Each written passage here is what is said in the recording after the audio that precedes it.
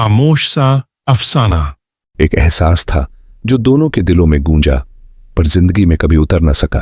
ये कहानी आधी हकीकत है और आधी कल्पना, पर सच्ची है। अध्याय 2, ये रूह की रचना है।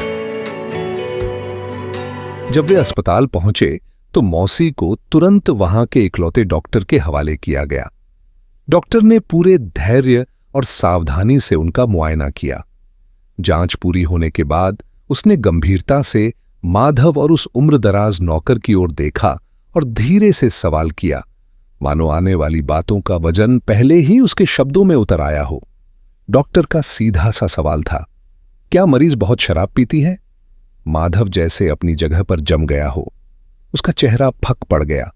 जितना वह जानता था, मौसी तो शराब से सख्त चिढ़ती थीं, ये तो वह अक्सर कहती थीं। पर सच कहें तो उसने कभी गौर से नहीं देखा था कि वे रातों को करती क्या हैं। उसने धीरे से नजरें उस बूढ़े नौकर पर डालीं जो अब सोच की गिरफ्त में था। सच बोले या झूठ, दोनों ही रास्तों पर सच्चाई की गिरह खुलनी तय थी। जैसे बंगाल की एक पुरानी कहावत कहती है, सच बोलो तो मां डांटती है, झूठ बोलो तो पिता पीटते हैं। सच बोले तो मालूम चलेगा कि कैसे वे दोनों, मौसी और वह, कर्नल साहब के सो जाने के बाद शराब की बोतलें चुरा लिया करते थे। कर्नल साहब को इसलिए कभी भनक नहीं लगी क्योंकि शराब चंडीगढ़ से पेटियों में आती थी और वे पीने का कोई हिसाब किताब नहीं रखते थे। लेकिन अगर अब यह राज खुल गया तो शायद नौकरी ही नहीं, पूरा इलाका ही छूट जाएगा। और अगर झूठ बोला तो डॉक्टर की रिपोर्ट सारा पर्दाफाश कर देगी। न जाने कौन सी मजबूरी थी या पश्चाताप, उसने एक लंबी सांस ली और सच उगल दिया। पूरा किस्सा, चोरी, शराब, मौसी की रातों की आदत, सब कुछ कह सुनाया। डॉक्टर ने उसे बाहर जाने को कहा और अब माधव की ओर देखा। आंखों में गंभीरता थी। आपकी मौसी को लिवर सिरोसिस है, डॉक्टर ने कहा। उनका लिवर लगभग पूरी तरह नष्ट हो चुका है। अमोनिया गैस उनके दिमाग पर असर कर रही है और रात की वो सारी डरावनी चीजें, वो सब दिमाग का छलावा है। फिर उसने कुछ दवाइयों का नाम लिया, लैक्टुलोज और रिफैक्सिमिन, जो इस जहर को शरीर से निकाल सके, और कहा कि शाम तक डिस्चार्ज मिल जाएगा। माधव बाहर आया। सब पीछे छूट गया। मौसी, बूढ़ा नौकर, वो राज, डॉक्टर की चेतावनी। सामने आसमान में अब लालिमा फैलने लगी थी। सुबह की पहली किरणें धरती को छूने लगी थी। पर एक और बात थी, शिप्रा। वह पूरे अस्पताल में उसे ढूंढता रहा। जगह ज्यादा बड़ी नहीं थी। 2 वार्ड, एक लैब, एक डॉक्टर का कमरा और एक छोटा सा नर्स रूम। शिप्रा कहीं नहीं थी। अंत में उसने वार्ड बॉय से पूछा। वो ऐसे मुंह बनाने लगा मानो माधव ने किसी परछाई या सपने का नाम लिया हो, जैसे शिप्रा कभी वहां थी ही नहीं। माधव की नजर घड़ी पर गई। सुबह काफी हो चुकी थी। उसने एक गहरी सांस ली और सोचा, शिप्रा तो पूरी रात मेरे साथ थी। शायद अब तक किसान का परिवार घबरा गया होगा। अनजान जगह में गई लड़की, बिना बताए। शायद यही सोचकर शिप्रा चुपचाप और देर किए बिना अकेले ही वहां से निकल गई होगी। एक हल्की सी कसक उसके दिल में उभरी। काश उससे मोबाइल नंबर ही ले लिया होता, या कम से कम घर तक छोड़ आया होता। फिर भी उसने अपने दिल को समझाया, शायद वो सही सलामत पहुंच गई होगी। अब उसे ज्यादा समय नष्ट नहीं करना था। उसे बंगले भी जाना था और साइट पर भी काम देखना था। वह अपनी जिप्सी में बैठा, गाड़ी स्टार्ट की और बस अड्डे की ओर से होकर निकला। सड़क किनारे चाय और एक पुरानी मैकेनिक की दुकान थी और वहीं उसकी नजर ठिठक गई। शिप्रा वहां थी।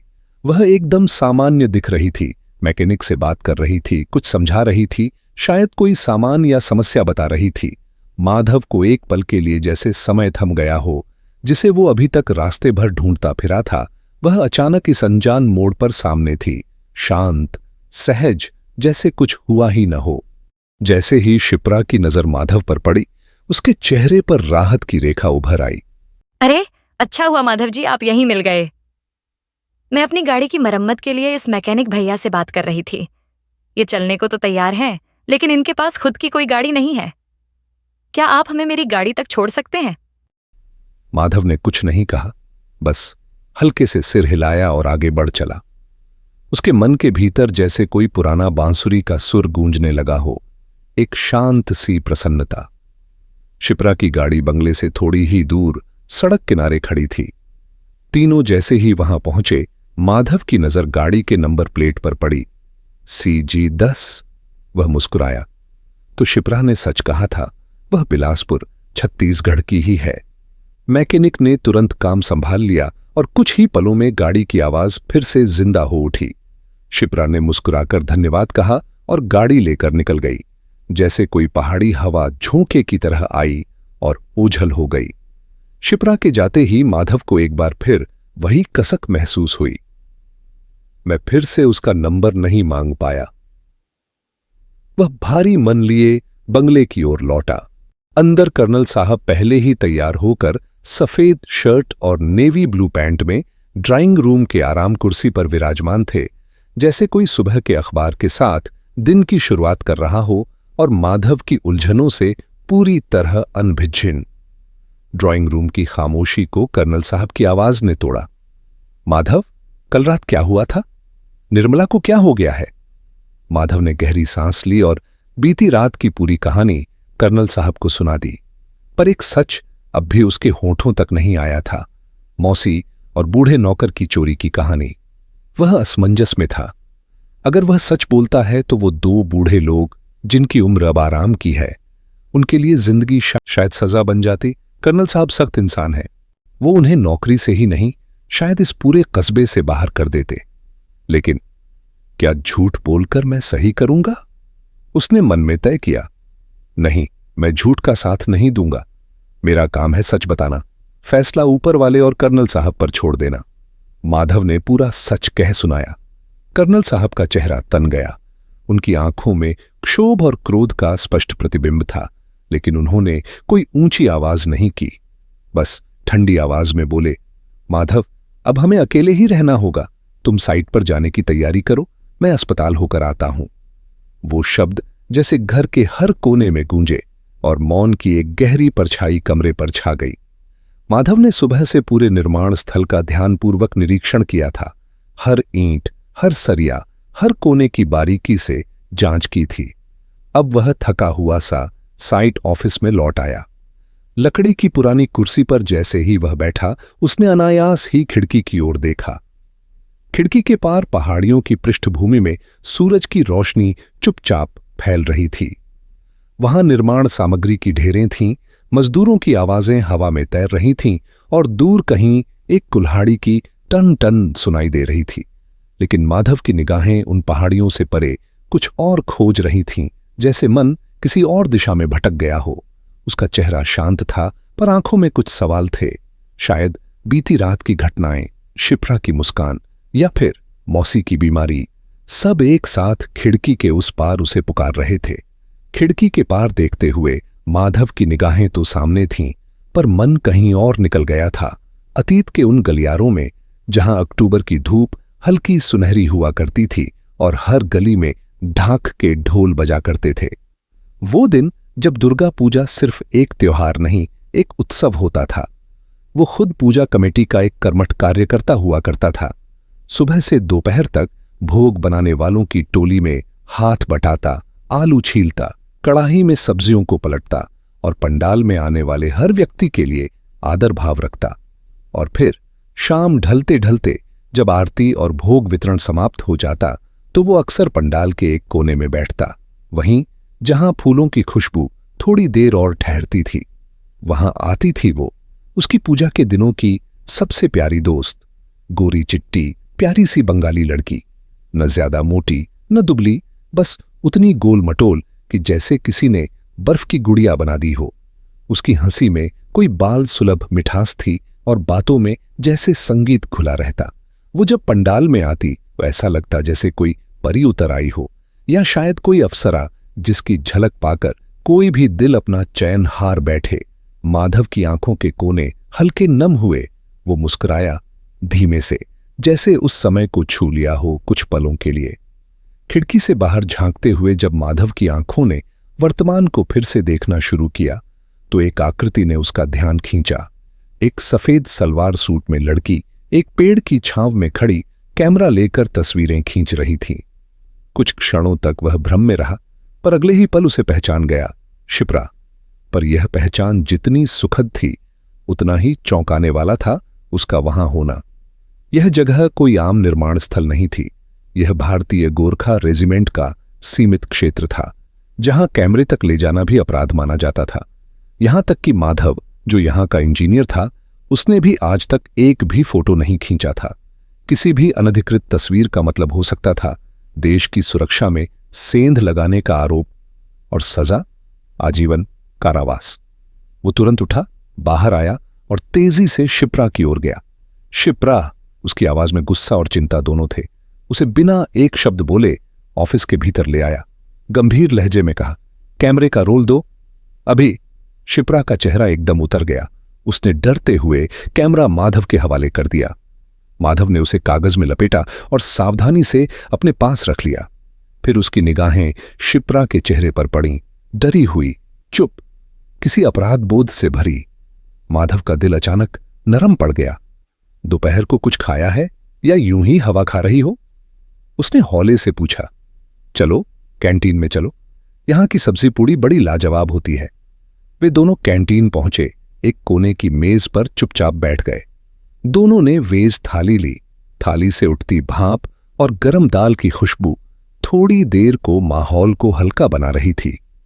कुछ देर बाद माधव ने नजरें मिलाते हुए पूछा, यहां साइट पर किसने आने दिया तुम्हें, और वो भी कैमरे के साथ? शिप्रा ने धीरे से कहा, किसी ने कुछ पूछा ही नहीं। माधव को विश्वास नहीं हुआ। वह जानता था कि मुख्य द्वार पर कैसी सुरक्षा रहती है। बंकरों में तैनात जवान बंदूक ताने खड़े रहते हैं। बिना जांच कोई परिंदा भी पर नहीं मार सकता। उसने गंभीर स्वर में पूछा, तुम मुख्य गेट से आई थी? शिप्रा ने फौरन कहा, नहीं, मैं तो पीछे से आई हूं। वहां एक खुली जगह है जहां से अंदर आ सकते हैं। माधव सन्न रह गया। पीछे से आने वाला रास्ता, क्या वह अब भी खुला है? और शिप्रा को यह रास्ता कैसे पता? शिप्रा की बात सुनकर माधव चुप हो गया, पर भीतर ही भीतर उसकी सोच का पहिया तेजी से घूमने लगा। पीछे से आई हूं।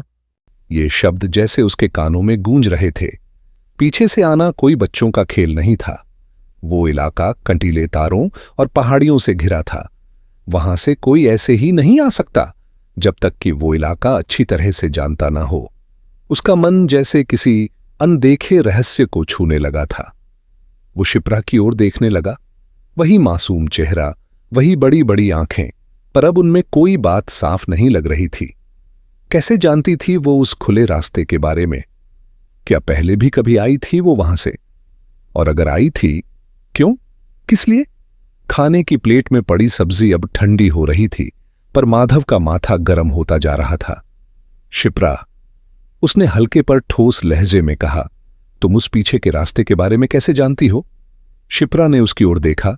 एक पल को कुछ कहना चाहा, पर फिर मुस्कुरा दी। मैं घूमने की शौकीन हूं, आसपास की जगहें देखती रहती हूं, तभी दिख गया। बहुत आसान जवाब था, बहुत सधा हुआ, पर शंका का बीज जब मन में लग जाता है तो हर मुस्कान में चालाकी दिखने लगती है, हर चुप्पी में कोई रहस्य। माधव ने अब तय कर लिया था वह शिप्रा पर नजर रखेगा। उसने कोमल आवाज में कहा, ठीक है, वैसे तुम अकेली लड़की हो, इस इलाके में थोड़ा सावधान रहा करो। यह जगह जितनी सुंदर है उतनी ही संवेदनशील भी। शिप्रा मुस्कुरा दी। जी, ध्यान रखूंगी। मगर अब वह मुस्कान माधव के लिए सिर्फ एक पर्दा थी, जो शायद कुछ छिपा रही थी, या बहुत कुछ। खाना लगभग खत्म ही होने वाला था कि माधव ने हल्की मुस्कान के साथ कहा, चलो शिप्रा, क्या तुम कर्नल साहब के बंगले चलना चाहोगी? क्या तुम उनसे मिलना चाहोगी? शिप्रा ने अपनी बड़ी बड़ी आंखों में एक रहस्यमयी चमक लिए धीरे से उत्तर दिया, हाँ, मैं कर्नल साहब से मिलना चाहूंगी, और निर्मला से भी। निर्मला शब्द का उच्चारण उसने कुछ इस तरह किया जैसे वो उसे पहले से जानती हो, जैसे कोई अनकहा रिश्ता हो, कोई अधूरी बात जो पूरी होनी बाकी हो। माधव चौंका, क्योंकि पिछली रात जब अस्पताल में शिप्रा और मौसी का सामना हुआ था तब ऐसा कुछ महसूस नहीं हुआ था। लेकिन यह भी सच था कि मौसी यानी निर्मला शिप्रा का नाम सुनते ही या उसे देखते ही एकदम से डर गई थीं। माधव ने तो बस यूं ही बात छेड़ी थी, मगर अब महसूस हुआ कि उसका सवाल कहीं न कहीं सही निशाने पर लग गया था, जैसे किसी रहस्य के प्रत में पहली दरार पड़ गई हो। रास्ते भर माधव के मन में सवालों की झड़ी लगी थी। वह एक एक करके शिप्रा से प्रश्न पूछने लगा। शिप्रा, क्या तुम बिलासपुर से अकेली आई हो? जवाब की प्रतीक्षा किए बिना उसने अगला सवाल भी दाग दिया। तुम्हारे घर में कौन कौन है? मेरा मतलब, कोई भाई बहन? शिप्रा चुपचाप उसकी बातों को सुनती रही, गंभीर, शांत और थोड़ी रहस्यमयी, लेकिन उसने एक शब्द भी नहीं कहा। माधव ने बातचीत को संभालते हुए अगला सवाल कर डाला। क्या तुम पहले भी यहां आई हो? वैसे तुम्हारी कहानी के बारे में बताओ। ये जो तुम लिख रही हो, ये क्या है? कोई जासूसी उपन्यास, रहस्य से भरी हुई कहानी या कोई रोमांटिक किस्सा? माधव अब उसकी ओर उत्सुकता से देखने लगा, जैसे हर शब्द में किसी छिपी सच्चाई की तलाश कर रहा हो। शिप्रा मुस्कुराई, एक गूढ़ रहस्य भरी मुस्कान के साथ, और फिर धीरे से बोली, क्या बात है मिस्टर माधव, आप तो बड़े ही व्याकुल लगते हैं मेरे बारे में जानने को। थोड़ा सब्र रखिए, आपके पास 2 साल हैं, और अगर वो भी कम पड़े तो पूरा जीवन है मुझे जानने के लिए। मैं तुम्हें एक शायरी सुनाती हूं, अगर उसे समझ पाए तो तुम्हारे सारे सवालों के जवाब अपने आप मिल जाएंगे। उसकी आवाज में एक कविता सी थिरकन थी, और माधव जैसे शब्दों के जाल में बंधता चला गया। इंतजार शायद मोहब्बत का नसीब है, लेकिन मोहब्बत जब इंतजार करती है, समय थम जाता है, जमाने रुक जाते हैं। मोहब्बत जिद्दी है, आखिरी सांस, आखिरी धड़कन, आखिरी पल तक इंतजार कर सकती है, और कभी कभी उसके बाद भी। जिसने छीना था मुझे मेरे हमसफर से, आज वो तन्हा रातों में आहें भरा करता है। जिसने मेरी वफा को साजिश कहा था, अब हर दुआ में खुद को ही गुनहगार कहा करता है। जिस दिन उसने मेरी मोहब्बत को जमाने की ठोकर दी, मैंने उस दिन से खुद को मिटाना नहीं, खुद को संवारना शुरू कर दिया। अब वही नजरें जो कभी मुझे हिकारत से देखती थीं, आज मेरी परछाई को भी तरसती हैं। मैंने कोई बदला नहीं लिया, ना आग उगली, ना जंग की राह चली, बस अपनी खामोशी को इतनी बुलंदी दे दी कि अब उसका गुरूर खुद उसके सामने झुकता है। वो सोचता था मैं टूट जाऊंगी, बिखर जाऊंगी तेरे बगैर, पर मोहब्बत में औरत जब टूटी है तो उसने इतिहास लिखा है, इंतकाम नहीं, इज्जत से।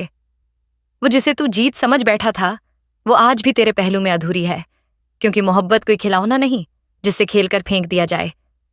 ये रूह की रचना है जो सिर्फ उन दिलों में बसती है जिनमें वफा हो और बुनियाद में सच्चाई हो। मैं बदले में तुझे तबाह नहीं करना चाहती थी, बस तुझे मेरी अहमियत का एहसास दिलाना था। और देख, अब तेरी हर सांस मेरा नाम पुकारती है। माधव ने बहुत ध्यान से शिप्रा की शायरी को सुना। उसकी हर पंक्ति जैसे सीधे दिल में उतर गई हो।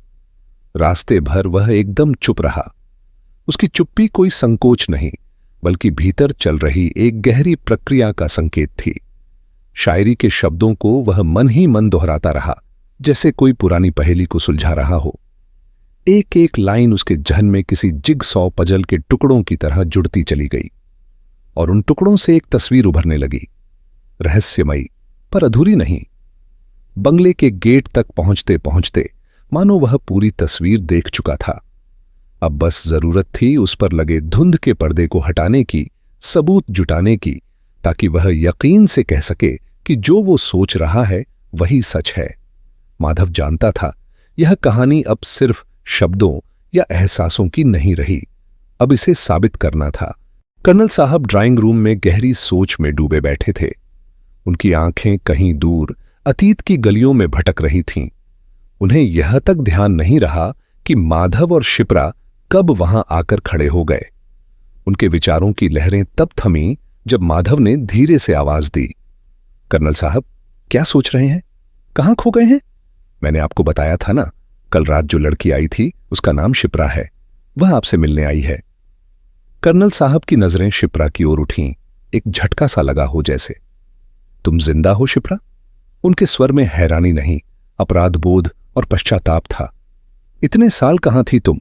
मुझे और निर्मला को अगर हो सके तो माफ कर देना। हमसे बहुत बड़ी भूल हो गई थी, और अब निर्मला उसी भूल की सजा भुगत रही है। क्या तुम हमें माफ कर सकती हो? माधव ने कर्नल साहब की बातें चुपचाप सुनी। वह चौंका नहीं। यह सब मानो उसकी उन आशंकाओं की पुष्टि थी जो वह अब तक जोड़ घटाकर मन में बना रहा था। उसे अब विश्वास हो चला था कि जिस रहस्य की वह परतें खोल रहा है वह उसकी कल्पना से कहीं अधिक गहरा और भावनात्मक है। अब इंतजार था पूरी तस्वीर साफ होने का। माधव को भरोसा था समय के साथ वो हर उत्तर मिल जाएगा, पर एक सवाल अब भी उसके मन में गूंज रहा था। शिप्रा का इस कहानी में अंतिम किरदार क्या होगा? नायक, नायिका या फिर नियति की भेजी गई कोई पुरानी परछाई? शिप्रा ने कर्नल साहब की विनम्रता और पछतावे के स्वर का कोई सीधा उत्तर नहीं दिया। उल्टा उसकी आंखों में एक ठहरी हुई गंभीरता थी और आवाज में ठंडी दृढ़ता। वह बोली, कर्नल साहब, मैं एक किताब लिख रही हूं।